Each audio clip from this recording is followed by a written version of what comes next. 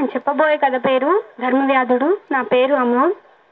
మిథిలా నగరంలోని ఒక మాంసపు దుకాణం వద్ద ఆసీనుడై ధర్మవ్యాధుడు మాంసం అమ్ముకుంటున్నాడు. అప్పుడు అతన్ని కలవాలని కౌశికుడు అనే బ్రాహ్మణుడు అక్కడికి వచ్చాడు. కానీ దుర్గంధ బంధురమైన ఆ ప్రదేశాన్ని చూసేసరికి కౌశికునికి ఎంతో అసహ్యం వేసింది. అక్కడే ఉన్న ఒక అడుగు పైన కూర్చున్నాడు. ఇదేమిటి, రాక రాక ఈ పాపిష్టి చోటుకు వచ్చాను. మాంసం అమ్ముకుని జీవించే ఇతని వద్ద ఏమి మహత్వం ఉంటుంది? ఇతను గొప్ప జ్ఞాని అని, ఎన్నో ధర్మ సూక్ష్మాలు తెలిసిన వాడని చెప్పిందే ఆ పతివ్రత. ఇతని వద్ద నేను తెలుసుకోదగ్గ విషయాలు ఏమి ఉంటాయి అని ఆలోచిస్తూ కూర్చున్నాడు కౌశికుడు.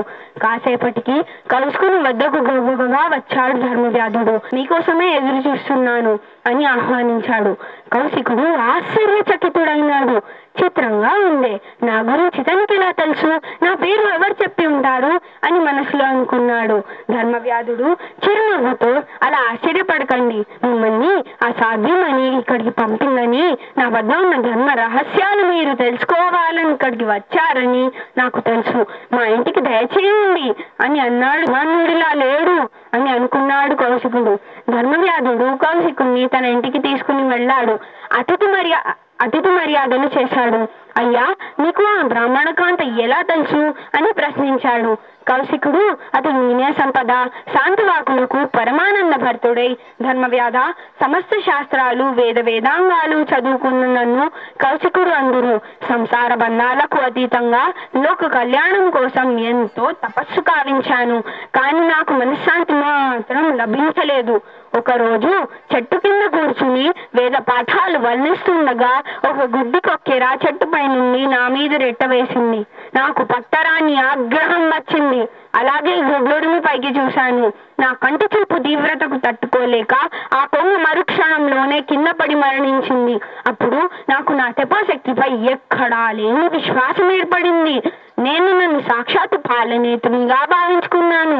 అంతులేని అహంకారంతో భిక్ష కోసం ఊళ్ళోకి వెళ్ళి ఒక బ్రాహ్మణ గృహం ముందు నిలబడి భవతి భిక్షాందేహి అని అన్నాను.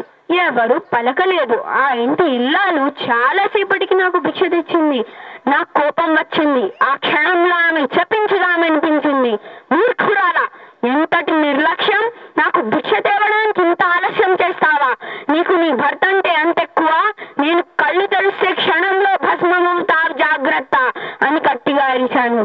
కానీ ఆమె మాత్రం ఎంతో ప్రశాంతతతో, నీ కోపతాపాలు చాలించు, నీ కంటి మంటకు భస్మమవుటకు నేనేమి కొక్కెరను కాను అని పలికింది. అంతే, నా అహంకారం అణిగిపోయింది. అమ్మా, అలా స్వధర్మాన్ని నిర్వర్తిస్తే లోక కళ్యాణం జరిగి మనశ్శాంతి లభిస్తుందా అని ప్రశ్నించాను. అప్పుడు ఆమె మిమ్మల్ని కలవమని చెప్పగా ఇలా వచ్చాను. మీలో ఏవో అద్భుత శక్తులు ఉన్నాయి కాబట్టి మీకు మనశ్శాంతి లభిస్తోంది అని అన్నాడు కౌశికుడు. ధర్మవ్యాధుడు, అయ్యా, నాకే శక్తులు లేవు.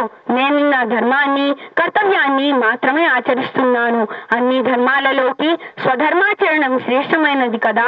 కాబట్టి నేను నా వంశాచారం పాటిస్తూ కొంత ధనంతో కుటుంబాన్ని పోషించుకుంటూ మిగిలిన ధనాన్ని దాన ధర్మాలకు వినియోగిస్తున్నాను.